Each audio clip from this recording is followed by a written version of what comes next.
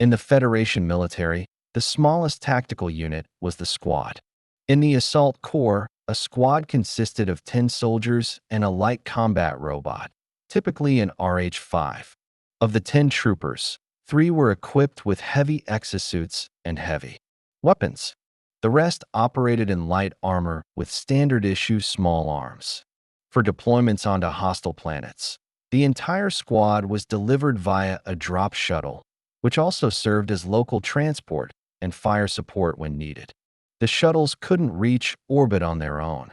For evac, they had to be retrieved by specialized transport craft. They told us all of this during our tactical training, and then we drilled shuttle ingress and egress until we were soaked in sweat. The shuttle, by the way, never left the ground. It just sat there on the practice field. Honestly, I wasn't sure that particular relic could lift off at all. Maybe once, but certainly not now that we were expected to learn every role within the squad, whether it was piloting the shuttle or operating the combat bot. Sure, after graduation we'd all become officers, commanding at least a platoon, but the Academy's philosophy was clear, and honestly, I agreed with it. An officer should be able to do everything his soldiers can. Inga kept her attitude toward me strictly professional. It seemed Steven's outburst hadn't affected her at all. That suited me just fine. During our squad-level training, I barely interacted with her. However, after I completed my sessions with Major Carter, I was suddenly appointed squad leader, which meant more responsibilities and more contact with Inga. Major Steinitz was nothing like Carter. As soon as I finished my report, he dropped all formalities and switched to first names. "Come on, cadet," he said. "I've got something to show you." He led me into a spacious room dominated by a large hollow projector in the center. Steinitz powered it up, and a three-dimensional battlefield appeared around us, along with digital recreations of the two of us, facing off just as we had during our sparring session. He started the playback. It was strange seeing our fight from the outside. The skill gap was obvious from the beginning. Not that I'd expected anything else, but I still couldn't figure out why he was showing this to me. Suddenly, the video slowed down dramatically, then froze entirely. "Pay attention to this moment, cadet," he said. "Right here, I could have killed you." I could see it. The frozen image showed Steinitz driving a fist toward my chest while I tried to twist out of the way. I had partly succeeded, but only because he had deliberately held back. With the speed of my sidestep, he could have adjusted the strike to land directly over my heart. Considering the force he'd demonstrated, that would have stopped it cold, or worse. "What do you see?" he asked. That I told him. "For your age and fitness level, you know far too little," he said after a pause. "I've read your file thoroughly. Then I pulled some strings and got extra intel on you. You've got potential, but you're still way behind. So from now on, I'll be training you one-on-one." He looked me over critically. "I need you for something. You don't exactly look like a frontline brawler, and that's exactly the point. I want to make an example out of you, to show the senior cadets how dangerous it is to judge an opponent by appearance. Some of them are getting a little too full of themselves lately, fancying they're already elite troopers. I'm not throwing you to them just yet. You're not ready. I need a guaranteed result, not a gamble. But give me a couple of months, and we'll build up your strength, sharpen your combat instincts. We're starting right now. Suit up. We're going to make a soldier out of you." Another tactics class suddenly turned into a surprise assessment. Our platoon was led into the virtual simulator hall and given a mission. At first glance, the scenario wasn't exactly original. Our drop regiment was landing on a planet held by enemy forces. The first wave had already secured a beachhead and was holding it successfully, at least for now, while waiting for reinforcements and heavy equipment. Then it got more interesting. According to orbital intel, the enemy was preparing a massive artillery and missile strike on the beachhead. They were bringing in self-propelled artillery and multiple rocket launchers to do the job. Our orbital fleet was currently tied up in a battle in space, unable to assist the ground forces. Our objective was as follows: deploy in an area outside the reach of the enemy's anti-orbital defenses, then conduct a forced march to the enemy artillery positions and launch an attack to disrupt their strike and throw them into disarray. The mission struck me as odd. There was no mention of any security detachment protecting the advancing artillery, nothing about the size or strength of the enemy grouping we were supposed to hit. On top of that, there was zero intel on enemy air activity in the area where we'd be operating. What we did know was this: the 3 platoons that handled the mission best would be rewarded with the very first weekend passes to the city since the start of our training that we climbed into the simulators. Given my experience with the Little Serpent, Inga once again assigned me to control the combat mech, meaning I was also piloting the drop shuttle for my squad. The ship's electromagnetic catapult flung the bot forward, hurling it toward the planet. The orbital battle still raged above us. 2 fighter escorts accompanied us until the edge of the atmosphere, but they didn't follow us down. They weren't designed for that. Instead, they peeled off smoothly and vanished into the dark sky. The drop shuttle shuddered as it hit turbulence. On the radar display, I could see Inga's unit ahead. She was leading the first squad into battle. A little behind me, the drop shuttle from the 3rd squad was descending, commanded by a quiet Indian cadet named Jaswinder. A green tactical grid overlaid the projected landing zone. So far, there was no sign of enemy activity along our trajectory. Still, the scenario bothered me. It just didn't make sense. There was heavy fighting both on the planet and in orbit, yet only 300 kilometers from the beachhead. Everything was suspiciously quiet. Fine, maybe the anti-orbital defenses in our drop zone had been wiped out by a prior strike. That would make sense. Leaving enemy artillery in that corridor would be suicidal with incoming transports. But the enemy wasn't stupid. They knew we'd opened a hole in their defense. They had to expect that something nasty, like us, would try to exploit it. And yet, according to this scenario, they were just sitting back and doing nothing. Worse, they were dragging heavy artillery and missile systems right up to the edge of that hole, without even trying to cover the area or secure it in any way. That just doesn't happen. I didn't believe it for a second. A squad leader. I had a direct comm link to the platoon commander. I opened the channel and called Inga. "Go ahead, Squad 2, she replied, her voice tight. "Any updates on enemy activity in the drop zone or above it?" "No new intel.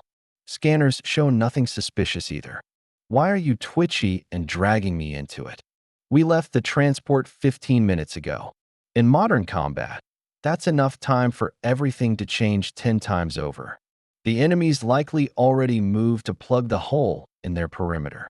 At the very least, they could have mobile launchers in position by now. And air support might not be far behind either. Stop overthinking it. Scanners are clear, and HQ hasn't given us any updates. Continue descent and stop bothering me, she snapped. Cutting the channel, we were already most of the way to the target zone.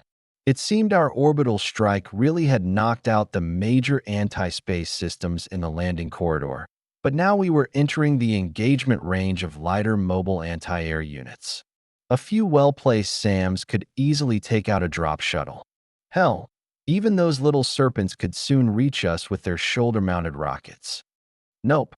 Sorry, Inga, but I'm not flying blind into unscouted territory." Point 3 decoys slid from under my shuttle, quickly fanning out to form a forward screen. One to the left, one to the right, one below. In every spectral band they mimicked. Drop shuttles as closely as possible. Ahead, I launched 2 missiles outfitted with ECM payloads and a disposable recon drone equipped with a powerful scanner. The drone shot forward, racing toward the surface. The ECM rockets climbed ahead, then arced into broad counter-rotating circles around my shuttle, creating a moving electronic shield. "What the hell are you doing, Squad 2? Inga's voice snapped over the comm in my helmet. "Taking protective. Measures during entry into a potential enemy interdiction zone. I replied, quoting straight from the combat manual. You were told the landing area is secure, ma'am. I cut her off sharply. In combat, things change by the minute. Our mission briefing is already outdated. A piercing alarm cut me off. The recon drone had dropped low enough for its scanner beam to punch through the camouflage fields protecting ground targets. Realizing they'd been spotted, those targets sprang into action. Missile launch, ground-based, came the voice of Justwinder, commander of the 3rd Squad, breaking into the platoon channel.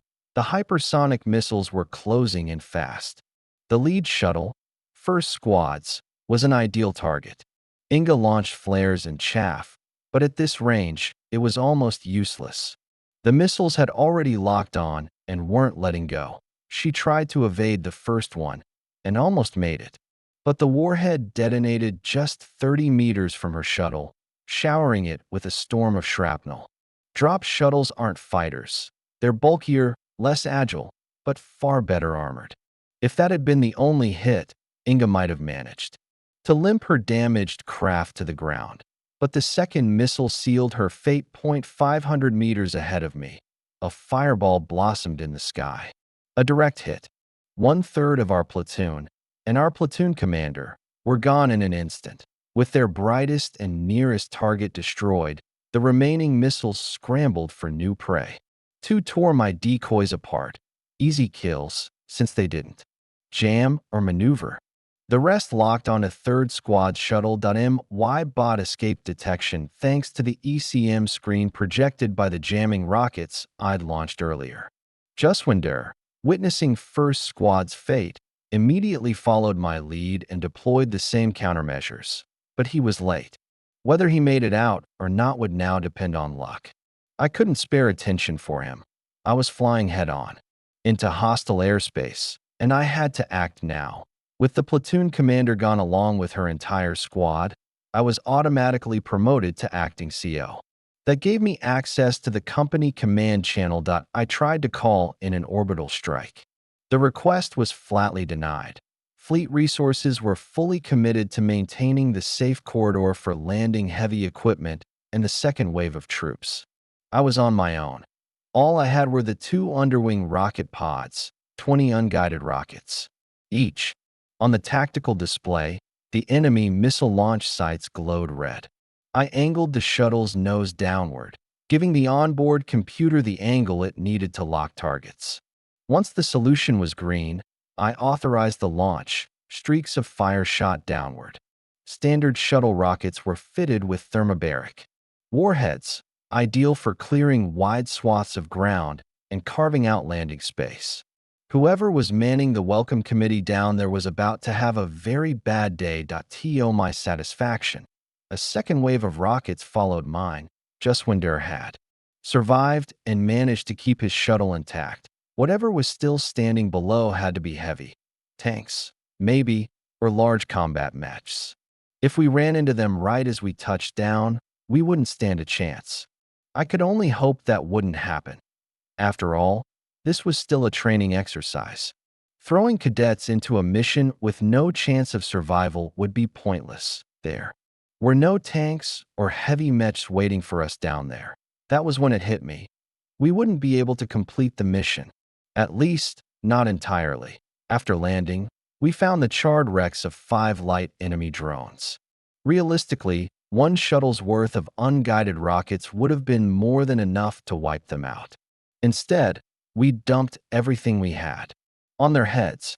And in doing so, we'd lost a whole shuttle, along with its precious payload of thermobaric warheads we desperately need later.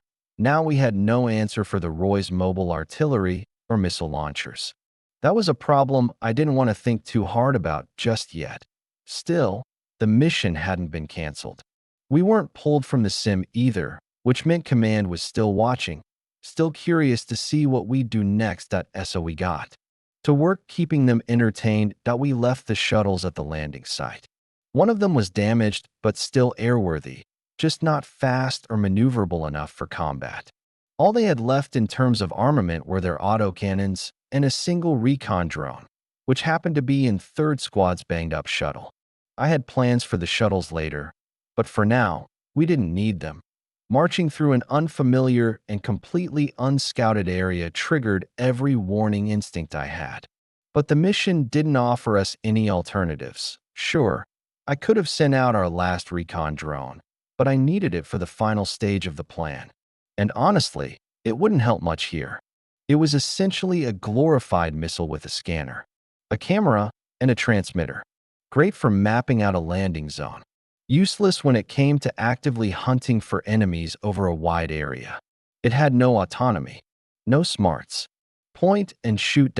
So we did things the old-fashioned way. I assigned a forward scout team and flankers from the light infantry.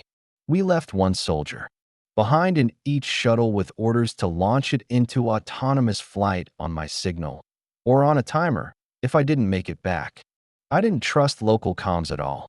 With the enemy's ECM in play, or even the instructors pulling tricks, we couldn't count on anything. Better to do it all by hand. It seemed the exercise scenario had accounted for chaos not just on our side, but on the enemy's as well. Once orbital defenses were down, drop teams were hitting the ground all over the planet, and the fight for control of low orbit was still raging. Well, let's just say not everything was running by the book for the defenders either. Our squad was spotted twice. Both times, it was enemy aircraft that caught sight of us. The first time, it was a flight of 3 fighters. They looked like they were on their own mission. After a few lazy cannon bursts from long range, they broke off and headed toward what we assumed was our landing zone. 10 minutes later, we weren't. So lucky. 2 ground attack aircraft came in low and fast, definitely looking for us, probably cued in by the fighter patrol. We engaged them at range with 4 surface-to-air missiles fired from the shoulder-mounted launchers of 2 RX-5s. We managed to take one of them down. The second fired off a swarm of rockets, most of them dumb. Fortunately for us, dodging our missiles had thrown off the pilot's aim, and almost all the rockets missed. Almost. Even so, we lost 5 troopers and 1 combat drone, destroyed along with its operator. The surviving attacker didn't risk a second pass. It pulled out fast, leaving us with nothing but the sounds of distant explosions as a reminder we weren't forgotten. We changed direction immediately and stayed off our original route for another 15 minutes. Judging by the flashes and thunder coming from the right, someone was still trying to box us in with missile fire. By then, my RX-5 was the only heavy support we had left. If you could call a heavy unit, a lightweight bipedal drone armed with a rotary cannon, an anti-tank grenade launcher, and our last remaining SAM. But we were close. Time to bring in the recon drone and the shuttles. The recon missile hissed overhead, skimming just above the trees and leaving both a contrail in the sky and a stream of data on my tablet. It didn't last long. It was shot down soon after, but it saw enough before going dark that we were right on time. Down in a wide forest clearing, about 15 missile platforms mounted on massive wheeled carriers were rolling into firing position, elevating their tactical warheads north toward our landing zone, 300 kilometers away. Just beyond them, on the far tree line, hulking shapes of self-propelled artillery were lifting their gun barrels to the sky. 300 kilometers is a stretch for conventional shells, but with rocket-assisted munitions, they could make it. Those delicate missile systems weren't sitting out in the open without protection. The recon drone had been brought down on approach by mobile anti-air defense platforms, 6 of them, according to the RX-5's onboard system, which had processed the last frames of the drone's transmission. Somewhere deeper in the forest, there were likely infantry units with armored support lying in wait. No way they'd leave an asset like this unguarded. And what did we have to throw at all that? 1 light combat drone, 5 troopers in heavy exo-armor, armed with anti-tank gear, 8 more in light armor with machine guns and a couple of sniper rifles, and 2 dropship bots, out of missiles, but still carrying twin 40mm autocannons. The two assault bots burst out of the tree line, flying so low their bellies nearly grazed the canopy.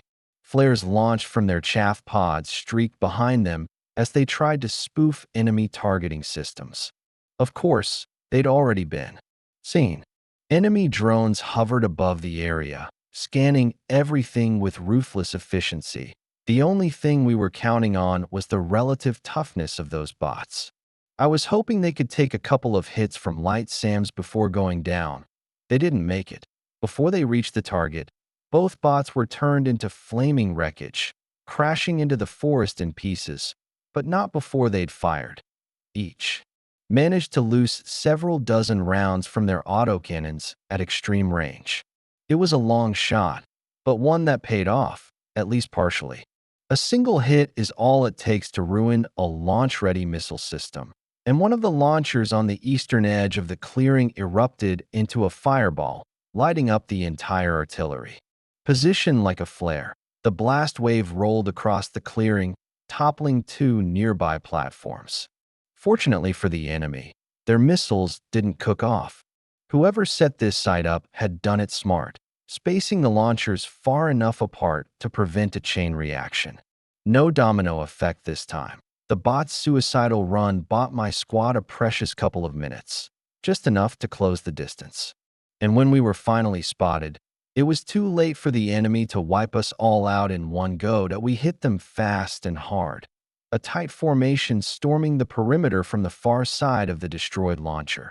Exactly where they expected us the least. Our only objective, the mobile artillery and missile systems. Only I, with the RX-5, and the troopers in heavy armor had the firepower to damage them. Everyone else was there to run interference, draw fire, by us seconds. But we were outnumbered. Badly. The heavies managed to fire a single anti-tank missile each before a brutal wave of return fire mowed them down. The guys in light armor, no point even talking. They bought us maybe 15 seconds. Tops. Suddenly, I was all that was left. .6 anti-tank missiles sat waiting in the left arm's rotary launcher of the RX-5. I tagged 2 artillery platforms and 4 missile systems as priority targets and gave the onboard computer clearance to fire automatically when ready. The missile seekers needed a few seconds to lock. My job was to buy them that time. I charged into the middle of the enemy formation, aiming for the ones carrying light weapons. I didn't fire, just moved fast and counted on armor and luck. I gambled that they wouldn't risk using heavy weapons at close range for fear of hitting their OWN.AT first. I was right. For about 5 seconds, they hesitated, confused, unsure what was happening. But then I launched the first missile toward an artillery vehicle spooling up to fire. That changed everything. Suddenly, I was target number 1. Everything they had came my way, bullets, rockets, plasma bursts that I zigzagged like a maniac, juking and jumping, my own targeting system struggling to keep up. The RX-5's minigun screamed, sweeping the area with suppressive fire. It couldn't punch through armored hulls, but it shredded infantry and tore sensors and mounted equipment clean off even the heaviest machines. In the 10 seconds I held their attention, the RX-5 managed to launch 3 missiles. I caught a glimpse of the first one slamming into a 200mm self-propelled gun, blowing it apart in a brilliant bloom of flame and shrapnel. And then something big hit me. The world went dark and was immediately replaced by the familiar disconnect. Screen of the virtual sim. Combat training complete. The rest of my squad was already out of their pods. Watching the final moments of the mission replay on the big projection screen mounted on the wall. As I stepped out, Inga stood and formally reported to the instructor. A gray-haired colonel with Asian features. Name tag reading Gustafsson. That Cadet Platoon 17 had completed the exercise. Lieutenant Colonel Gustafsson rose to his feet as well. Platoon, attention. Cadets, the system has assessed your mission performance as conditionally successful. You failed to fully disrupt the enemy and prevent their missile artillery strike on the landing zone. However, Your actions delayed the strike and reduced its effectiveness to a level manageable by our deployed air defense units. You made a serious tactical error during your initial drop, but you compensated for it with sound decision-making once on the ground. As a unit, you passed the exercise. However, each of you will receive a detailed personal performance analysis on your tablets, and not all of you will pass individually. Be advised, total loss of your unit during the mission will negatively impact your overall score. Final results. And your ranking among the other first-year platoons will be announced at evening assembly. In the end, we placed second. 5th Platoon beat us out by managing to extract 7 cadets into the forest after completing their objective. Like us, they couldn't fully prevent the strike, but they significantly weakened it. Their commander was none other than my personal antagonist, Stephen Fulton. Command kept its promise. This Sunday, we were granted shore leave into the city. The evening before, at dinner, Inga slid into the seat across from me, her tray loaded with an array of canteen delicacies. The academy didn't skimp on officer meals, and the kitchen never failed to impress. Mind if I join you? She asked, already unloading her plates. Of course not. I replied in a friendly but neutral tone. Inga ran with the same crowd as Stephen and Chun, and after the talk with Chun in the dorm, I wasn't sure what to expect. So I let her steer the conversation. You're from the moon, right? She asked unexpectedly. Yeah, born and raised. Ever been to Titan before coming here? No. First time was when I arrived for the entrance exams. Then you really don't know anything about this place. I grew up here. You planning to go out on leave? Of course. I need a change of scenery. If you want, I can show you around. There are a few spots in the city you'd never find. On your own. Her offer caught me off guard that I couldn't say she didn't interest me, but the last thing I needed was to spark a new round of drama with Stephen. On the other hand, turning her down felt wrong too. So I decided to ask directly. Inga, won't Stephen lose it if he finds out you're giving me a tour of the city? Stephen, she gave a slight laugh. Maybe, but he's not my boyfriend. That's his problem. What? Are you afraid of his temper? She smiled, but I could tell she was watching me closely. It's not fear, I replied. Stephen doesn't matter to me, but I have a reason for being here, something I'm working toward. I can't afford distractions. If Stephen starts a fight with me at the academy, I'm the one who's going to pay for it. He'll get off with a slap on the wrist, but I won't have anyone backing me up. So you're going to turn down a girl who asked you out just because you're afraid of the consequences? Inga was clearly provoking me. Why she was doing it, I couldn't quite figure out yet, but I didn't believe for a second that Stephen had put her up to it, fishing for conflict. That was far too complicated for him, and I doubted Inga would have agreed to play along. I won't refuse, I finally said, but I'd like you to keep in mind what I said about Stephen. I won't tell him anything, she said with a victorious smile. Tomorrow, 10 sharp, like our lot. Will you be there? Absolutely. I allowed myself a smile too. We were flying somewhere beyond the city. Below us stretched a vast forest-covered plain. After the terraforming process, Titan had come to resemble Earth before the Industrial Revolution and the surge of technology. But as I soon discovered, the moon had managed to retain something of its own, something unique. And that was exactly where Inga brought me. A gently sloping hill, thick with trees, descended to a small lake. One side of the lake rose sharply, forming a cliff that hung 10 meters above the water. See that cliff? Inga pointed to the opposite shore. That's an outcrop of Titan's original bedrock. They left it untouched for a reason. Back in the day, this moon's crust was made of a mixture of silicate rock and water ice. During terraforming, the ice melted, creating an extensive network of caves. Now it's a favorite place for cavers. That's wild. When I enrolled, I ran into a girl in the academy director's office who was also into caving. Yakovleva, I think her name was. You know her? We crossed paths once, I think, but it was a long time ago. Are we going into the cave? Well, unless you're scared, Inga smiled. I've never done it before. Could be interesting. Then grab the gear from the trunk. We need to change. We're not going underground dressed like this. The cave's grim beauty left a strong impression. Under the beams of our powerful headlamps, the strange vaults cast grotesque shadows. I had the uncanny sensation of being inside a giant fossilized sponge. It was a three-dimensional labyrinth with no real floor. Shafts led downward just as often as they branched sideways or climbed upward. There was no walking through this cave, you were always climbing or descending, using ropes and harnesses. Despite the cave's chill, barely 10 degrees, I was drenched in sweat beneath the thick coveralls. I wouldn't say I was completely hooked, but I wasn't bored either. Only one place truly struck me with its beauty, and it revealed itself at the very end of our route. It seemed that's where Inga had been leading me all along, a small underground lake shimmered under our lights, its surface reflecting in a deep crimson, almost ruby, hue. The cave walls glittered with what looked like mica, scattering the beams into thousands of tiny sparks. There's a whole cocktail of minerals dissolved in the water, Inga said with a smile. But the color mostly comes from microorganisms. Some say they're local endemics, but that's nonsense, of course. So what do you think?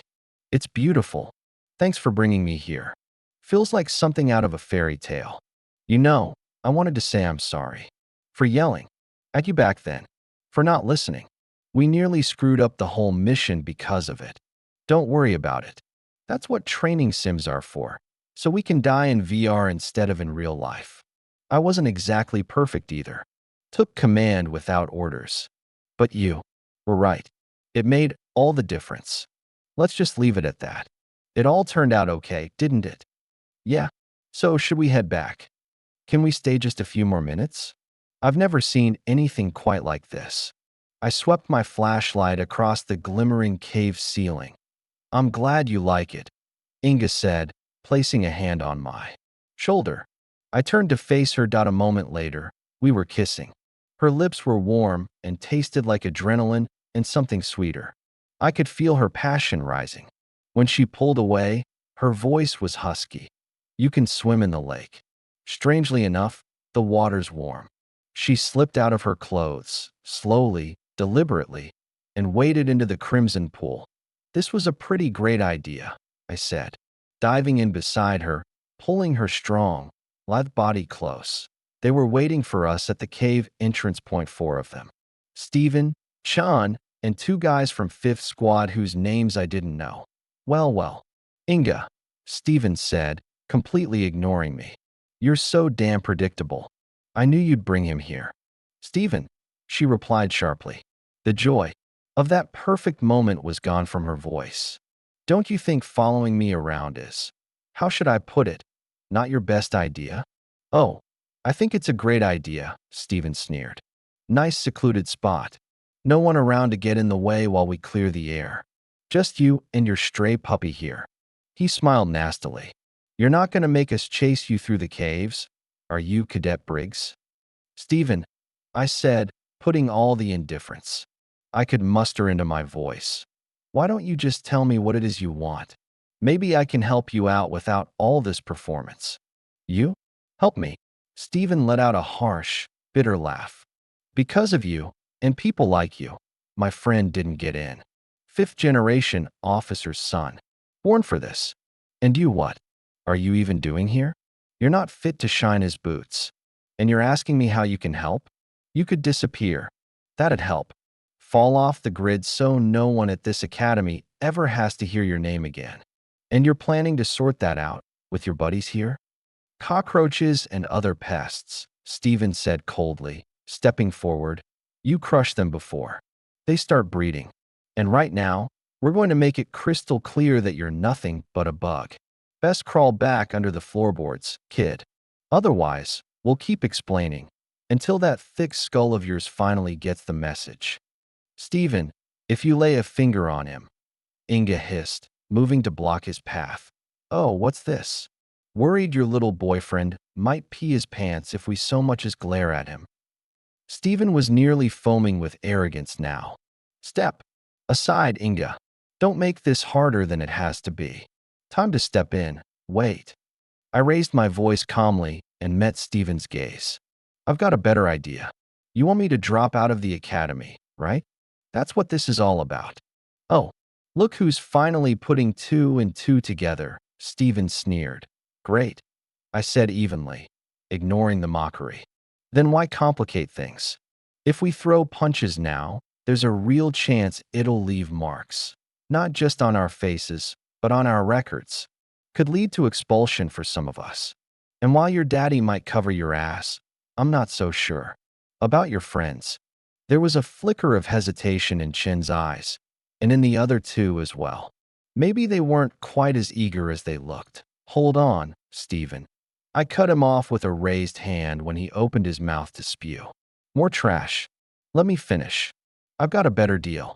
We all get in our flyers, head back to the academy.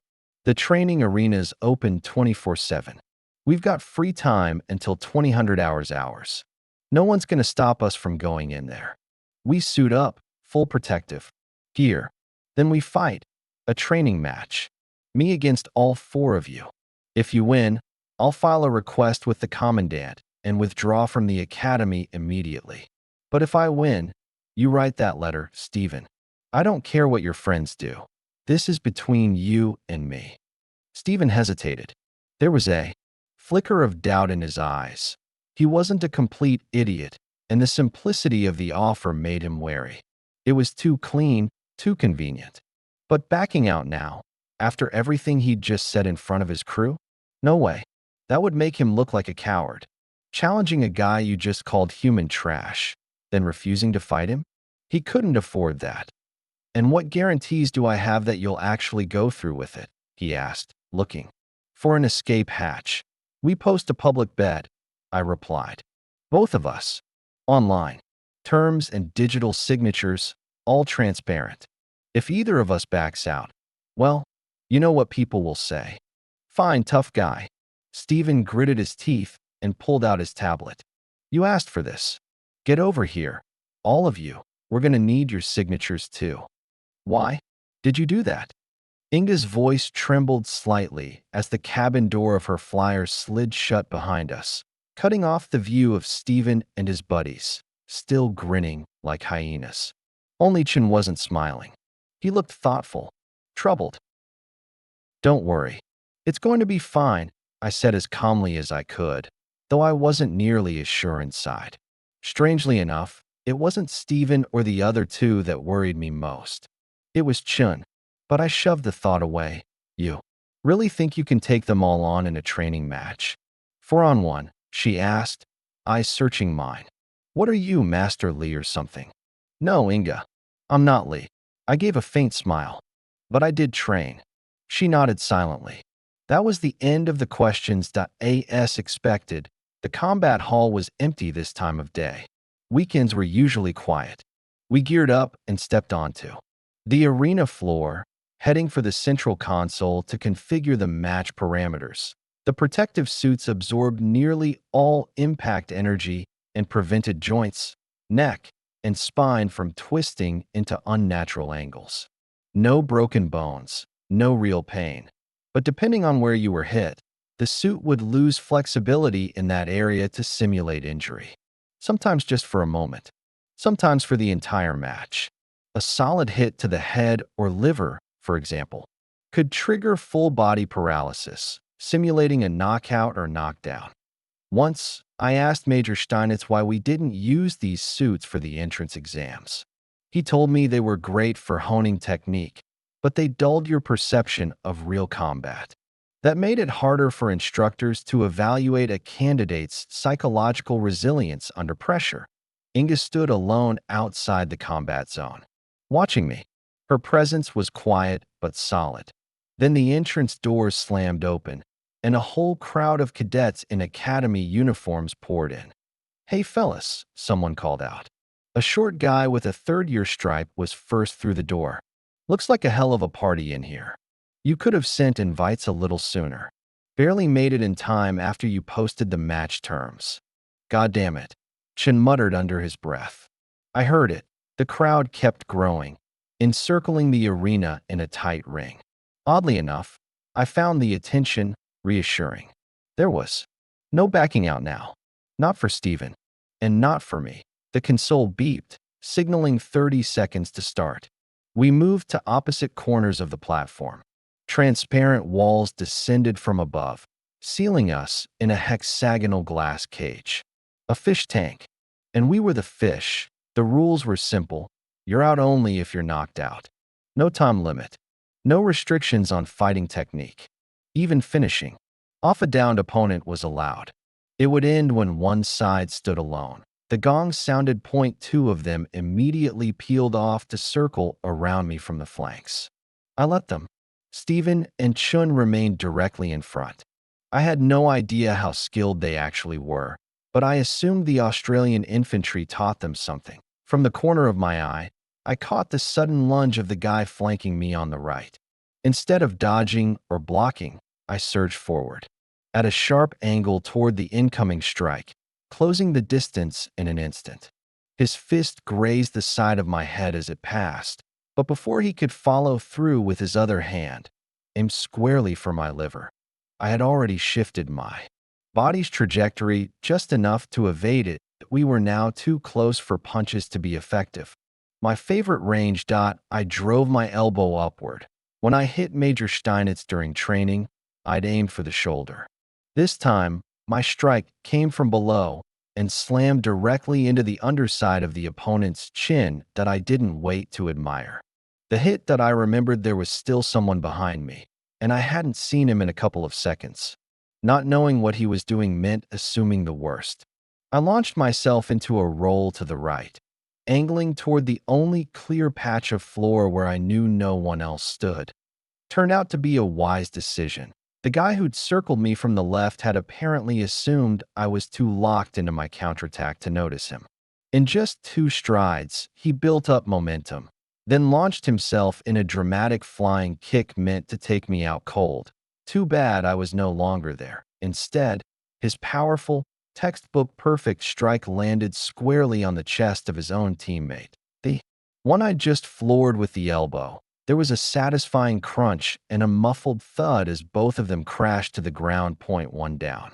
One bonus as a result of all that chaos. My remaining opponents had unintentionally formed a triangle, its base composed of Chun and Steven, who were just now beginning to move, and its apex aimed at me.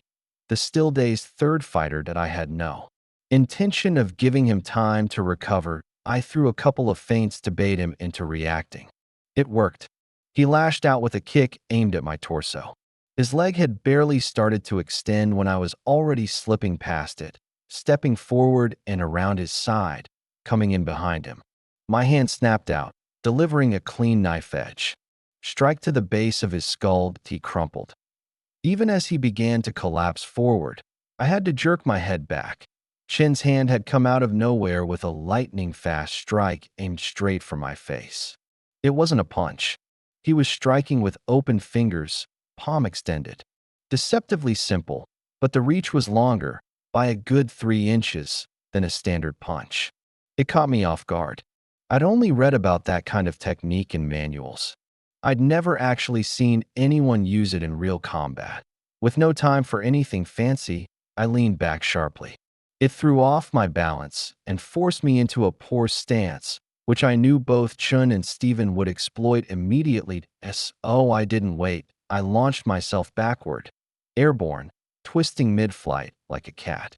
It wasn't elegant, but it was effective. The arena space behind me was just wide enough that I didn't crash into the transparent wall. Unfortunately, I didn't manage to gain much distance either. The moment my feet hit the ground, both remaining fighters attacked simultaneously. They hadn't had time to fully flank me. But even a partial 2-on-1 engagement with trained opponents isn't exactly good for one's health. Clearly, this wasn't their first time coordinating. Their strikes came in at different levels, precise, efficient, and well-timed. Chun targeted my left thigh with a sharp low kick. Steven came at me high, airborne, throwing a rapid double strike. At my head dot, I had nowhere to retreat. The arena wall was right behind me. Sidestepping wasn't an option either. The attack vectors were already covered. I had to go up. I jumped, forward and upward, lifting myself out of their trajectories. While airborne, I drove my right leg backward, aiming for Steven's liver, and at the same time stretched my left arm out toward Chin's head, hoping to catch him on his exit. Chun dodged the strike. Steven wasn't so lucky. His leaping attack carried him right into my kick. My boot connected hard. He practically impaled himself on the counterstrike. The judge AI instantly triggered the elimination chime. That was number 3 down. I landed cleanly, but staggered right after him while left thigh had gone numb. Chen's kick had found its mark after all, that he clearly realized it too and wasted no time pressing the advantage. He closed the distance skillfully, circling toward my injured side. But now he was alone, no one else to distract me. I kept moving, fast, throwing deceptive feints with hands and legs, denying him the opening he wanted. With each passing second, I could feel sensation returning to my leg. Whatever the computer had registered, it clearly didn't count Chen's strike as a serious injury. The crowd beyond the transparent walls roared like a wounded mammoth, but nothing could pull me out. A focus now. I was in the zone, and I could feel it. Chen didn't stand a chance anymore, but he seemed to realize it too. He stopped pressing, watching me carefully now, calculating, probably planning to counter my next move with something rehearsed that I didn't want to disappoint him. As soon as my leg felt fully functional, I sprang forward. Chen was more prepared than I expected. He reacted the instant my jump began, adjusted his position to the side, and even stepped in to meet me midair. Clearly, he thought I'd go for a headshot or a body blow. I didn't strike at all. I was waiting for his counter. The moment his leg shot up toward my abdomen, I hammered my fist down on his kneecap, crushing it from above. The snap of the punch let me torque my torso into a tight reverse spin midair, just enough to evade the kick that would have buried itself in my stomach. Still, Chen managed to clip me with a sharp hook to the jaw as I came down. I dodged most of it, but not all. My head rang for about 5 seconds, but it didn't matter. His knee was gone. That injury alone sealed the match. What followed happened in a blink. I came in from his injured side, faked a move to throw him off, swept his leg, and drove my knee hard into his ribs as he fell.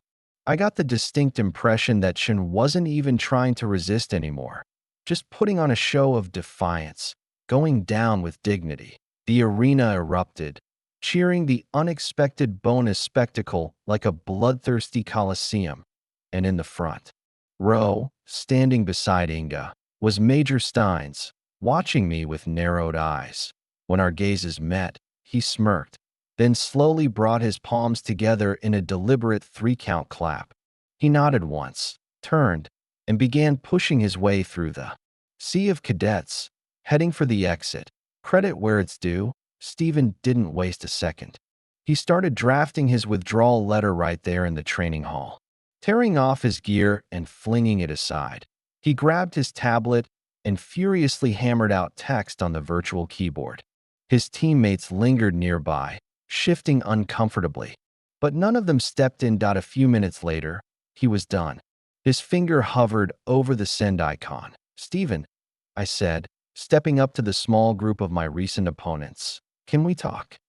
"What is there to talk about, Cadet Briggs?" Steven replied in a surprisingly calm voice. "You won. Or is that not enough? Do you want to watch me hit send on the message that ends my career? Go ahead. Enjoy the moment. I don't care anymore." He raised his finger over the stylized arrow icon. "Don't be hasty, Cadet Fulton," I said, gently catching his wrist. "Did you actually read the full terms of the wager?" "I read enough to know that backing out isn't an option. That's why I checked the whole thing. Wanted to see if you'd try to weasel out if you lost. There's a clause about a deferral. The winner can grant it at their discretion." "There is," he admitted bitterly. "And you're telling me you're willing to give me that, after everything?" "Believe it or not, I am," I said, locking eyes with him. You're not a bad cadet, Stephen Fulton. You've got what it takes to become a good officer, if you can get your attitude under control. The Federation's in the middle of a brutal war. I don't want to be the reason it loses a capable, highly motivated soldier. I'll grant you a deferral until graduation, on one condition. And what's that? He asked, visibly thrown. Nothing.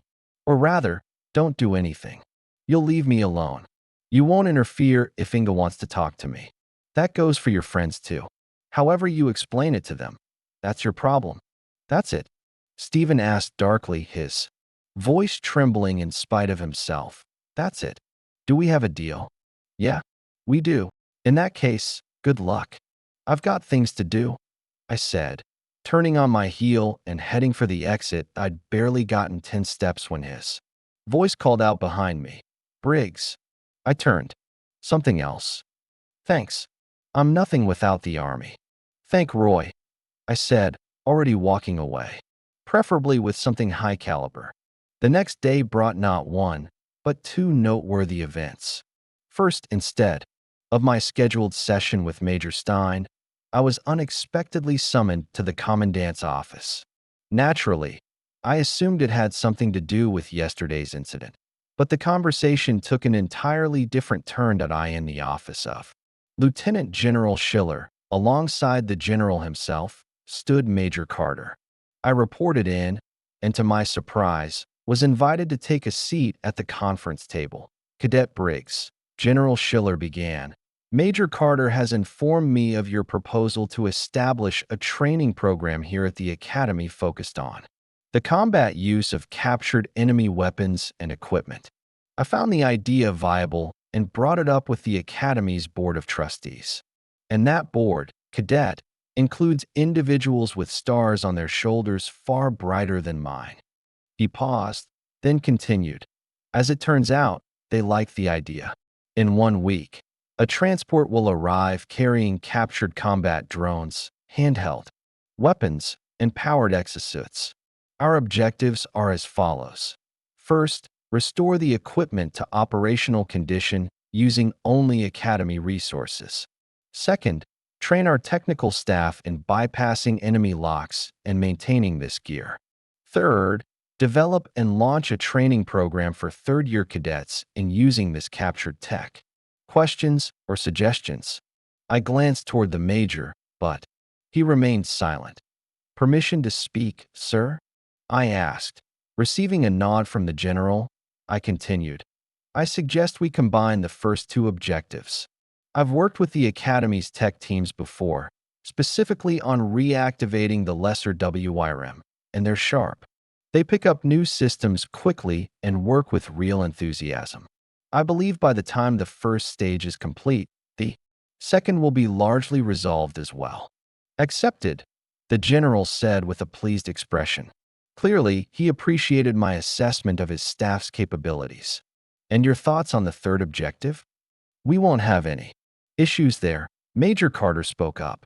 Our instructors already have extensive experience teaching cadets to operate Federation tech.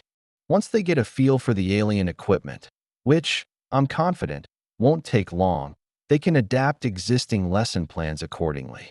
After all, it only took Cadet Briggs a couple of weeks to train me to a decent level of proficiency. From there, it's just a matter of revising the curriculum with the relevant additions. Well then, gentlemen. The general hesitated, clearly about to say gentlemen officers, but caught himself when he remembered that not everyone present were a commission. Gentlemen instructors, I'll expect a detailed action plan for the third stage from you. Major, and from you, Instructor Briggs, a training program for the technical staff, and a full work plan for the first stage. Any questions? I cast another glance at the major. He seemed to be quietly enjoying my reaction to all this. Sir, I said cautiously, how will these new responsibilities affect my continued education at the Academy? Cadet Briggs, you're already exempt from physics and mathematics. General Schiller replied. As for your other theoretical subjects, aside from specialized courses, you're now on an open attendance schedule. You'll take all exams and tests individually. Starting tomorrow, you are officially appointed as instructor for captured weapons and equipment, with corresponding pay and all duties and privileges. Major Carter will go over the details with you. Congratulations on your new assignment, cadet. Serving the Earth Federation, I responded formally, rising to attention. That'll be all, gentlemen. You're dismissed. That evening, just before lights out, my tablet pinged with an incoming call. Interstellar line, with the crest of the Earth Federation's Fifth Strike Fleet on display. I blinked, startled, and double-checked that my room's door was locked. Before accepting the call, the crest dissolved with a soft chime, and in its place appeared a man in full admiral's uniform. Admiral. I stood up instinctively. At ease, cadet. This call is off the record, he said. I'm Admiral James Fulton, Deputy Chief of Staff of the Fifth Strike Fleet, and incidentally, father to your classmate, Stephen Fulton. You can guess what this is about, can't you? I have a suspicion, sir. I've been briefed. On your recent conflict, he said, pausing just long enough for dramatic effect. I remained silent. Now, I'll say this. I like the way you handled it. Turning what could have been a disgraceful, regulation-breaking brawl into a sanctioned training exercise with formal stakes? That was clever. Elegant. Thank you, Admiral. I thought so too. But that's not the main point. You're, 23 now?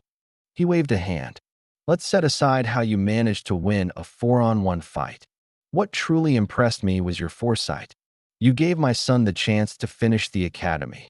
If you know that much, Admiral, then you likely know why I did it. I do. You taught my son a lesson in honor, Cadet Briggs. And from what I hear, it's starting to sink in. For that, you have my thanks. I believe you're going to make one hell of an officer. Thank you, sir. And one more thing, Cadet. No one knows what the future holds. If you ever find yourself in need of help, you'll find my direct contact logged in your tablet. The device buzzed gently in confirmation. 4 months later, we were informed about our first major training exercise involving a real planetary landing.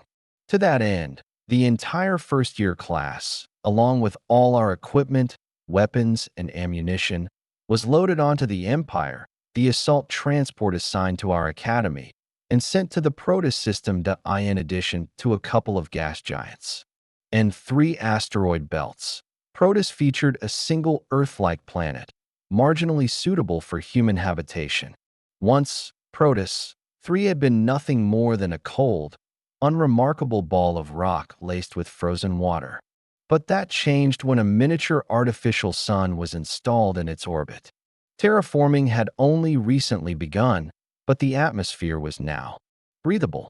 Much work remained before the planet could be colonized, but it was already perfect as a proving ground for planetary assault operations, excluding myself, whose status remained something of a mystery to both cadets and staff. 5 instructors joined the mission, including Major Carter. General Schiller appointed Colonel Gustafson, our tactics instructor, as overall commander. The junior leadership roles, squad and platoon commanders, were filled from among the cadets based on their simulator performance.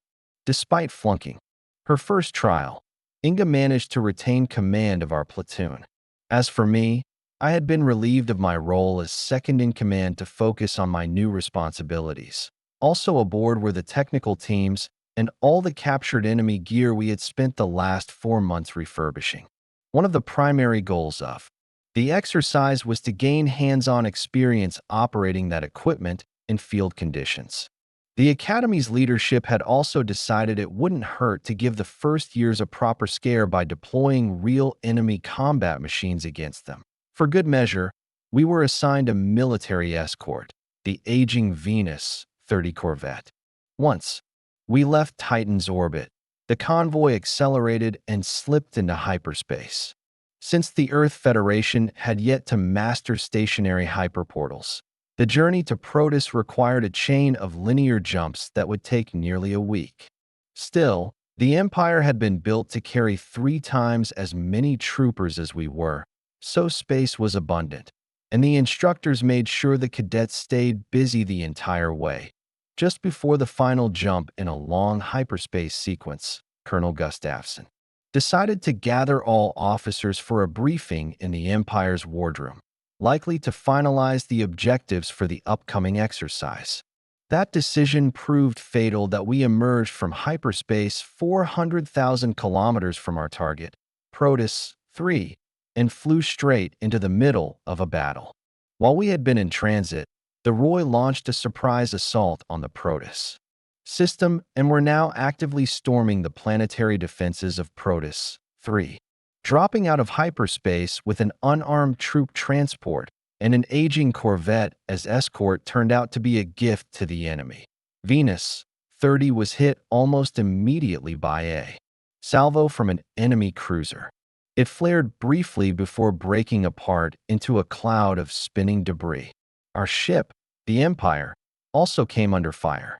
We couldn't see any of it from inside the hull, but we felt everything. Realizing the hopelessness of the situation, the Empire's pilots tried to accelerate toward the planet, where remnants of orbital defense forces were making a last stand. They managed to gain some ground, but then a heavy kinetic round slammed into the bridge, killing the command crew, while a torpedo struck the aft section and destroyed the main drive. Another volley of shells ripped into the now drifting, virtually defenseless transport. Then the Roy broke off, likely planning to finish us off later, once they dealt with the remaining orbital resistance. Leaking frozen vapor from its ruptured hull, the Empire began a powerless drift toward Protus 3. The alarm klaxon blared almost simultaneously with a violent burst of acceleration that flung people to the floor despite the gravity compensators. Working at full capacity, a maneuver that abrupt, without any warning, could only mean the pilots were reacting to a desperate situation that a thunderous impact shook the ship from bow to stern. Then another hit followed seconds later, confirming what we all feared. This wasn't a drill. Gravity suddenly dropped to about a third of normal. It didn't take a genius to figure out that the Empire was under heavy fire from at least one enemy capital ship. I jumped to my feet and rushed to the locker, holding my combat suit. Being an instructor had its perks. Personal weapons and gear were allowed to be stored in private quarters instead of the main armory. As I strapped into the suit, 3 more violent impacts rocked the hull that I tapped into the command network and was met with a flat, synthesized voice from the ship's AI. Under enemy fire. Captain and flight crew are dead. Highest ranking. Officer must assume command of the vessel. Ship is under enemy fire. This is Cadet Nathan Briggs, Combat Salvage Systems Instructor. I shouted without hesitation. Cadet Briggs, your authority has been confirmed. You are the ranking officer aboard this vessel. Assume command. Acknowledged. Give me a status report. The vessel is under attack. The bridge is destroyed. Main propulsion has been lost. Severe damage sustained to forward sections. Auxiliary control is non-functional. Wardroom and mid-deck crew quarters have been partially destroyed and decompressed. Personnel casualties? All officers are confirmed Kia. Approximately 1/3 of cadets from the Planetary Assault Academy are also lost. Where are we headed? I asked, sprinting down the main corridor toward the armory. The ship is drifting. At current velocity and trajectory, atmospheric entry over Protus 3 will occur in 33 minutes. Landing is impossible under current conditions. Recommend all personnel evacuate aboard landing craft before re-entry. What's the situation in orbit and on the planet? Enemy fleet is engaging remaining defenses with 18 capital ships and escort units. All orbital defense platforms, except for Fortress Protus 3, have been destroyed. Debris fields observed at their former locations. Enemy ground forces have already landed. Further details unavailable. Unlock the armory. Begin immediate loading of equipment onto landing craft. Patch me into ship-wide broadcast. Confirmed. My voice rang through the corridors of the ship, amplified by the internal comm system. All personnel, this is Instructor Briggs. Our ship was ambushed by Roy forces while approaching Protus. 3. All commanding officers were killed in the initial strike. Wardroom and bridge took direct hits. As the only surviving instructor, I am assuming command of the vessel and the detachment. The armory is now unlocked. All personnel, suit up per combat protocol. Load equipment and report to assigned drop craft immediately. Platoon leaders, report casualties and loading status as you come online. Tech teams, report to dropships 35 through 37 with all support gear, recovered enemy equipment, and corresponding munitions. Prepare for surface deployment. Await further orders.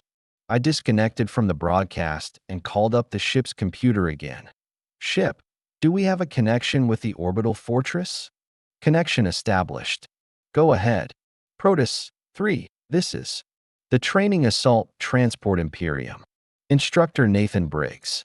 I have assumed command of the vessel following the deaths of senior officers. Requesting instructions.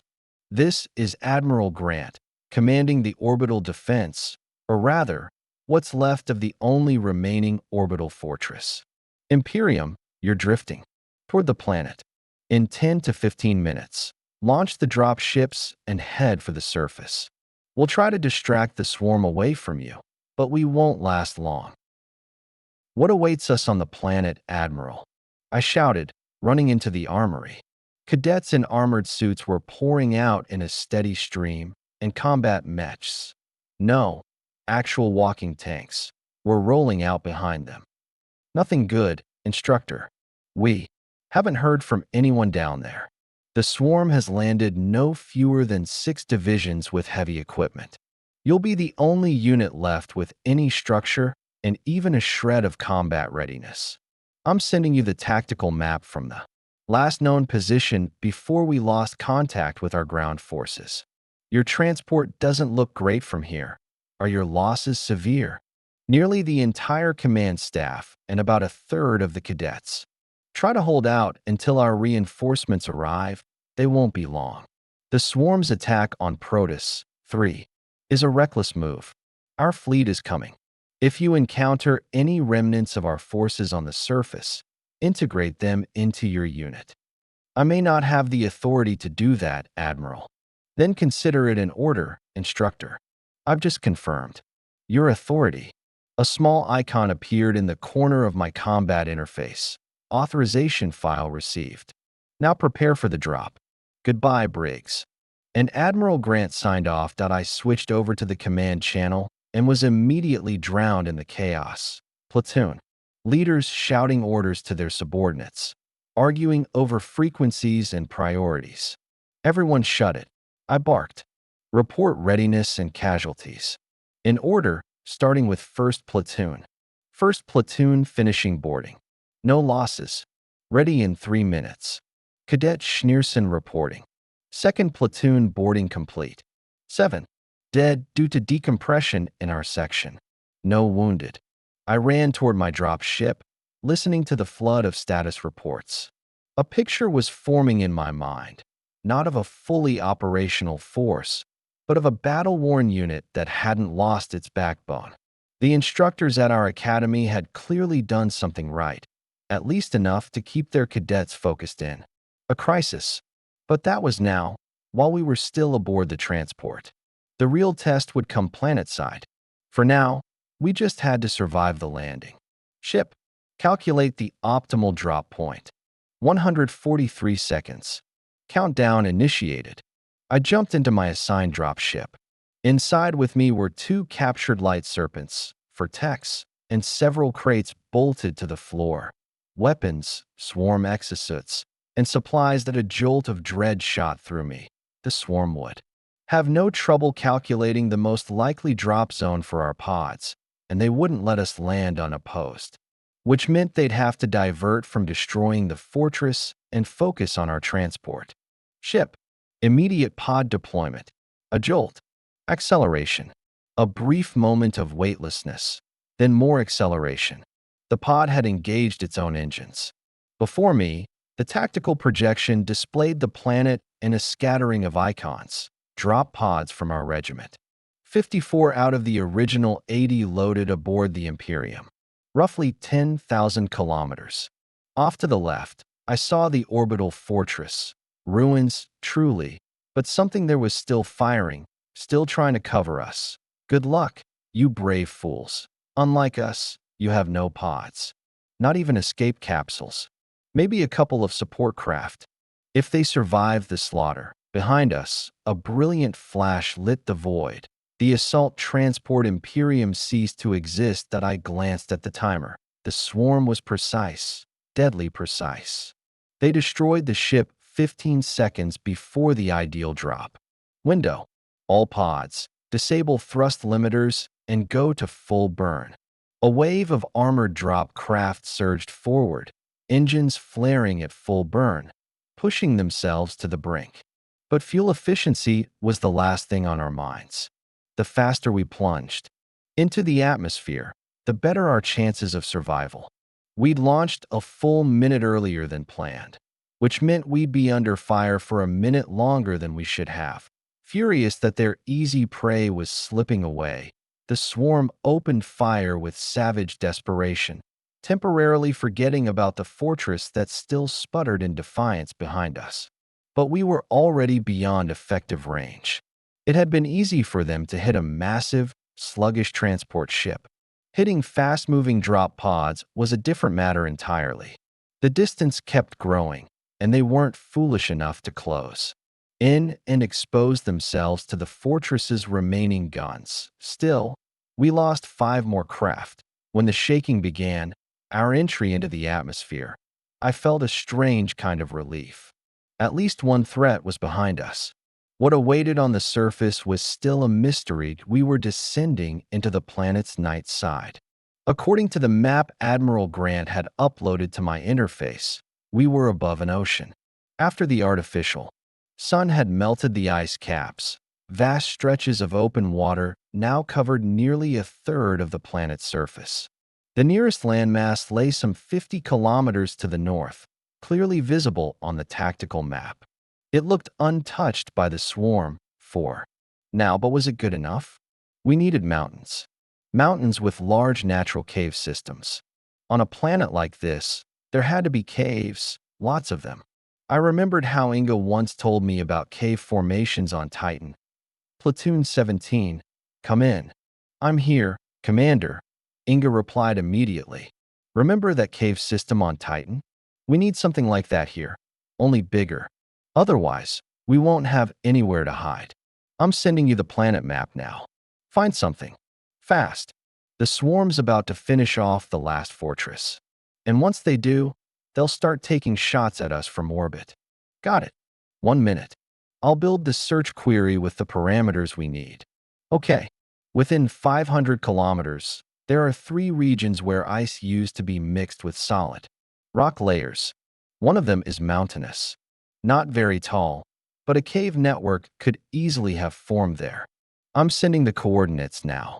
49 drop ships spread wide across the ocean shifted course by nearly 90 degrees, banking inland to follow the shoreline. ETA to the target site, 15 minutes. Set all ECM systems to maximum output. Each platoon deploy 1 decoy drone. Send them northeast, deep into the continent. I knew the electronic warfare suites on board our drop ships weren't exactly the cloaking fields I'd worked with in the lab. But at this distance, with the swarm still distracted, they might be enough to keep us hidden, at least for now. Maybe it was my decoy that worked. Or maybe we just got lucky. Either way, we made it to the mountains without encountering any resistance. It was springtime on this side of the planet. Judging by our latitude, there might have been some vegetation down there, but it was too dark to see anything. Commander, we're over the target area. Copy, 17. Reducing speed. All craft, begin terrain scan. Commander, we've got high iron content in the soil. Cut in the senior technician from drop ship 35. The scans are lighting up like a Christmas tree. We're surrounded by near total darkness. The planet had no moons, and without their reflected light, night here was absolute. Only our scanners saved us, sketching the terrain below onto our tactical displays, but they couldn't penetrate the rock itself. We're picking a landing site. No point flying further, I said, eyes locked on the grainy feed from the scanners. A small, promising valley appeared about 40 seconds later. I gave the order. The drop ships slowed and descended, settling onto the dusty surface of Protus 3.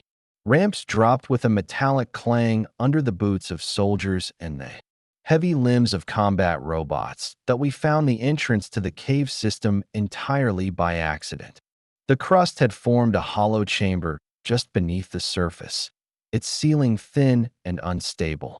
One of the RX-5 combat mechs crashed through it, the ground giving way beneath its massive weight. Rocks and soil rained down, along with a healthy stream of profanity from the pilot, until both landed with a thud 5 meters below, in a small subterranean chamber. Things got easier after that. Under the vaulted ceilings of the underground galleries, we switched on our mech's headlights and shoulder beams from our suits without fear of being spotted. "Commander," Inga called over the comms. These caverns weren't formed the same way as on Titan.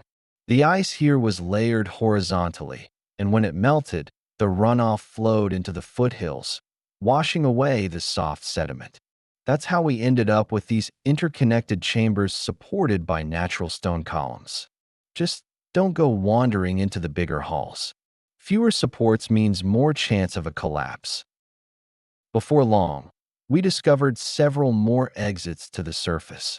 One of them was large enough to fit a pair of drop ships side by side, like the gate to a massive hangar. Inga guessed it used to be one of the points where the meltwater drained from underground.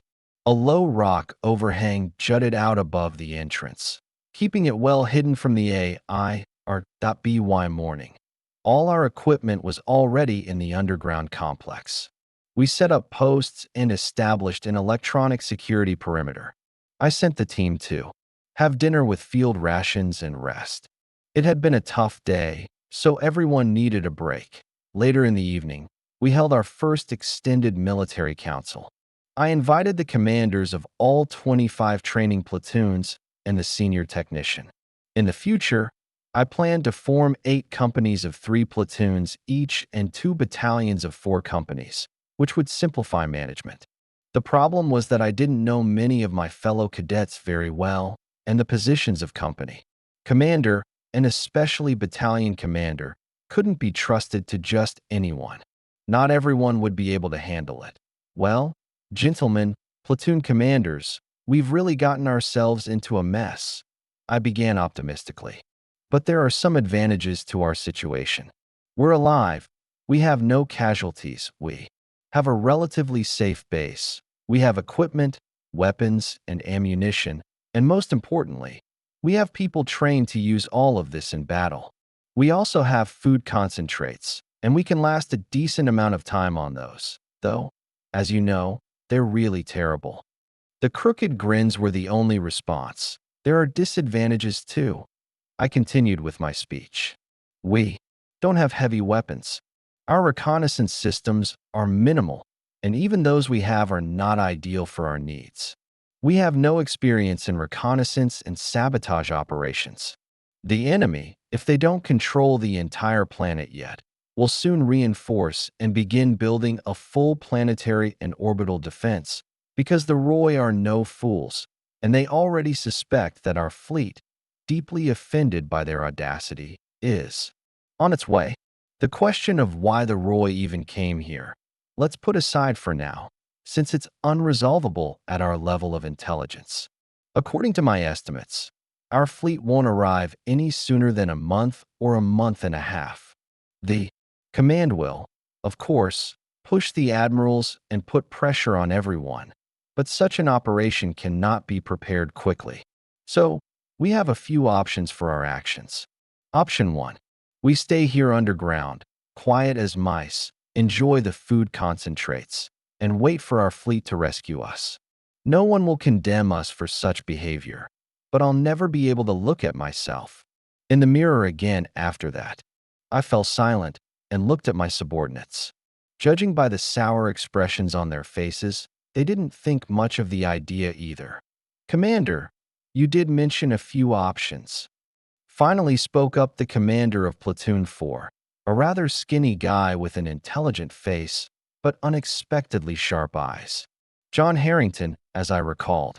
I did. Option 2. Admiral Grant informed me that on the planet, there may be disorganized remnants of the 102nd and 105th Infantry Divisions, as well as several smaller units that were stationed here, some of which might have been reinforced or tasked with their own objectives, I said, outlining the data from the file the Admiral had sent me along with the map. We could carry out a careful reconnaissance mission, search for these people, and bring them to our shelter. This way, we would save many lives and preserve trained soldiers and officers for the Federation, who, after the fleet arrives, could rejoin our ranks. If we choose this option, and it works, our actions will likely be recognized as deserving of reward. Well, Commander, I take it this option doesn't exactly excite you either, does it? Sneered the commander of Platoon 5, Stephen Fulton. I wasn't wrong to let him stay in the academy. This guy with a bad attitude is definitely merciless when it comes to enemies. Yes, Stephen. Option 2 is good, and we'll probably start our actions with it. But it's not the goal, it's the means. The means to create a capable assault force here, in the caves, that can seize a foothold when our fleet arrives and secure a safe landing corridor for the assault troops. By doing this, we'll prevent the death of thousands of elite paratroopers and significantly reduce losses in military equipment. My subordinates were stunned into silence. Commander, the senior technician said carefully, to accomplish such a task, we'll need heavy equipment. Without robots like the Bull, we won't manage. They're the only ones with weapons capable of reaching low orbits. Or we'll need specialized anti-space defense systems.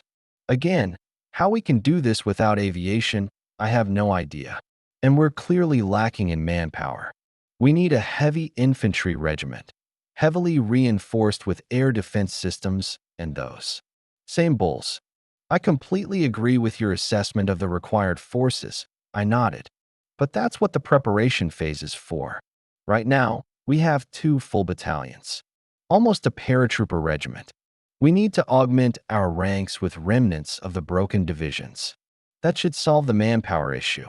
But the equipment is a far more complicated question, and I won't be able to answer that just yet. We're critically short on information, and the first thing we'll do is organize regular reconnaissance. I clearly remembered what our academy head had said about the fact that paratroopers and saboteurs are different military specialties. Now, for the past few hours, I had been trying to wrap my mind around that difference and subjecting the academy's technicians to verbal tortures. All our equipment and gear were not designed for stealth and invisibility. No, what could be done without major weight increase and cost was done. Camouflage, special coatings to absorb scanner emissions, EW stations, again. But all of this was secondary. The main focus was armor, weapons, and mobility. We were paratroopers, not a reconnaissance and sabotage group. I came up with a decent plan to gather the remnants of broken divisions.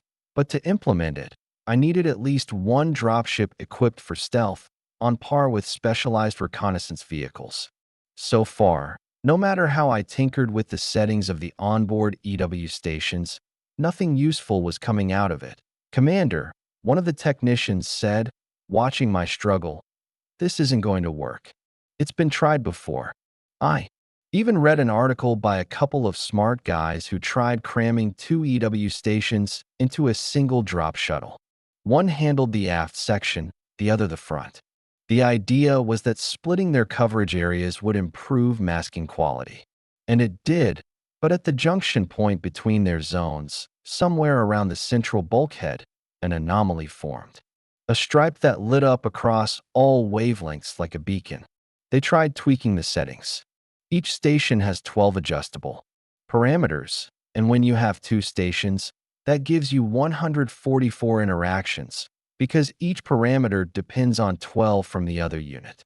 They spent a week fiddling with it, mostly waiting on the computer to finish optimization calculations. Eventually, they managed to eliminate the anomaly. But it turned out that as soon as the shuttle took even minimal damage, the anomaly came back, and what was once a well-camouflaged vessel turned into a Christmas tree blazing across every known spectrum. So, yeah, they scrapped the idea. Wait a minute. But we're not planning to fight with this shuttle. We just need it to fly from point A to point B. Do you still have that article? Yeah, it's somewhere on my tablet. I'll find it. Once I got the article on my own tablet, I tuned out reality for a couple of hours, trying to figure out how to turn an utterly unsuitable piece of junk into something resembling gold, using what was essentially a simple idea. The technicians left me alone, and anyone who tried to reach me, platoon commanders, mostly, was quietly turned away with some excuse about how the commander was meditating over the strategic plans of the upcoming campaign. I was deeply grateful for that point. 2 hours later, I finished tormenting the virtual keyboard and called the tech staff back in. All right, I said. I want you to carefully remove the EW stations from the 3 most worn-out shuttles and bring them over to my command unit. Here's the diagram. We're going to install them exactly like this. Jeff, I turned to the senior technician. Do you have anything more powerful than a shuttle's onboard computer lying around? We've got something, Commander, but don't expect miracles. It's not exactly a supercomputer either. Then, bring that too. I'll sketch the connection layout in a moment. Commander, can I ask what this is all going to be? Sure. This is going to be a shuttle that surpasses even the recon vehicles in terms of stealth. According to my calculations, by a factor of about 1.5. But that's impossible. You read the article yourself, Commander. They struggled for a week with just 2 stations, using a university mainframe. That thing's processing speed is orders of magnitude higher than anything we've got. And you're planning to use 4 stations. It's not just about computing speed, I said. There's also the optimization algorithm. What do you think I've been doing these last 2 hours? I wrote a program, a highly specialized one, tailored to our task. That's enough talking. Where the hell are my EW stations? Why aren't they here yet? The technicians didn't believe me. Not even when, after 24 hours of nonstop calculations, the computer finally spat out the optimal configuration parameters. The skepticism on their faces was still plain as day. But when we powered up all 4 stations at once, and they checked the scanner readings, the way their jaws hit the floor was reward enough for all my effort. Commander, this can't be real, Jeff said hoarsely, pointing toward the far end of the cavern where the shuttle stood. No, it wasn't a miracle, but the effect was visible even to the naked eye. The shuttle's outline blurred slightly, a faint haze, cloaking the surface of its hull. For our first raid, I only brought the techs and first squad from my old platoon. And Inga, of course. Her spelunking experience might come in handy. I smirked, remembering the Academy Commandant's comments about useless skills for a drop trooper. You never know what might save your life tomorrow. That we flew out at night. Again, heading for another location that, according to our maps, might have caves. I needed a rally point, somewhere small survivor groups could reach, groups that still had comms and weren't stuck in place. And I wanted it far enough from our base that we wouldn't end up dragging the swarm right to our doorstep by accident. We didn't find any caves, but we did come across a network of deep canyons, with streams running along their floors and overhanging cliffs that sometimes sloped inward. As a rendezvous point, I liked it. If needed, you could vanish from aerial view here, and we could discreetly monitor the weak signal beacon we'd set up. It sent out a narrowband pulse every 5 minutes. After setting up the rally point, we flew another 200 kilometers inland. The swarm hadn't shown up in this region, at least not on our scanners. The stealth system was holding steady, so I wasn't too worried about security for the moment. From a barren, rocky plateau, we launched 3 small drones equipped with low-power transmitters. Flying low and quiet, the drones scattered in different directions, broadcasting data packets encrypted with standard military protocols. Each packet contained the rally point's coordinates and a note: stay no longer than 24 hours. I signed the message as Instructor Nathan Briggs, acting commander of the Training Assault Regiment. No need to complicate things by mentioning my cadet status that I had plans to set up similar rally points in at least 10 more locations. Thanks to our tech crew, we had no shortage of small drones. These lightweight, cheap devices were often used in training exercises to record and later analyze cadet performance. Jeff's guys had wisely brought them in bulk for an entire week. We laid down our web, gradually expanding its reach around the base while deliberately keeping our distance from it. During that time, I reorganized the regiment into a 2-battalion structure, appointing Inga and John Harrington as the battalion commanders. Upon closer acquaintance, Harrington proved to be a sharp and capable young officer. I offloaded the daily routine, training cadets to handle captured tech and drilling them in combat basics, onto the 2 of them and the Academy's tech specialists. That freed me up to oversee the process and begin planning the conversion of another transport into a recon unit. But then, our net caught something. During one of our scheduled visits to the Canyon Rally Point, we received a beacon signal. Someone was waiting. I left the transport in a secluded spot, a bend in the canyon, boxed in by rock walls on 3 sides and shielded above by an overhanging slab.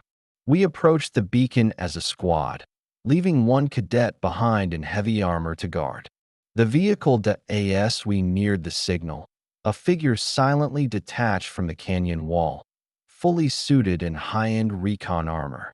I had only read about those suits. Seeing one up close was something else entirely.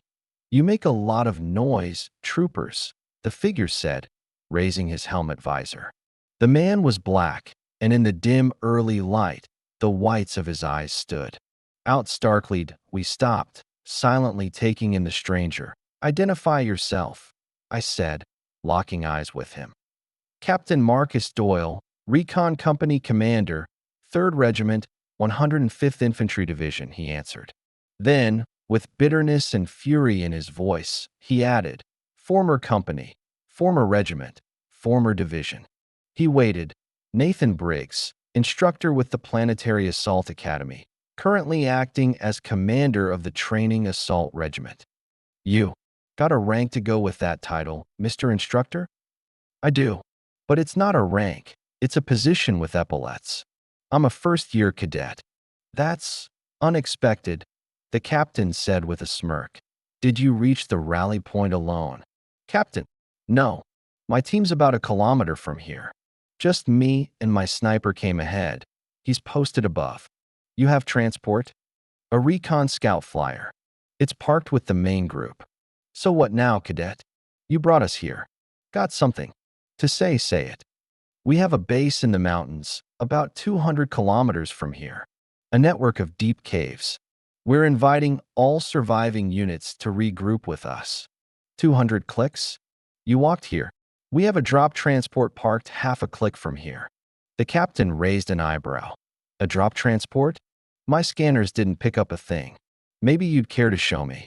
"Oh, we'll do more than show you," I said. "We'll give you a ride to your team. Follow us, Captain." And with that, I turned and led the way upstream that we arrived at the base just as daylight fully broke. Both vehicles glided smoothly through the entry opening and touched down on the surface.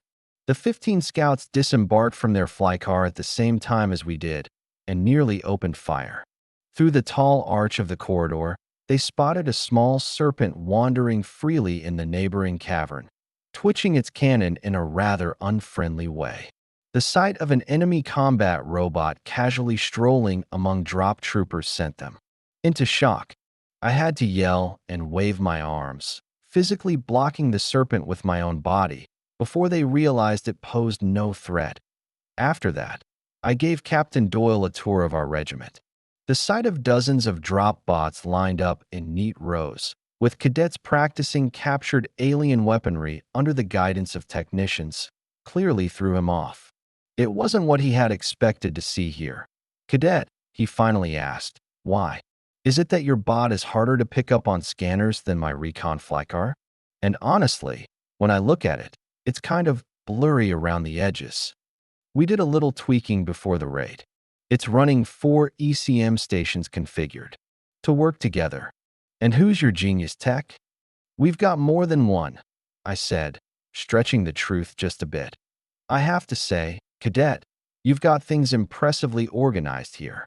I trust you understand that, as an officer and your superior in rank, I'm obligated to take command of your unit." "That won't be possible, Captain." "Excuse me? Explain." "Here, take a look," I said, and forwarded Admiral Grant's order to his tablet.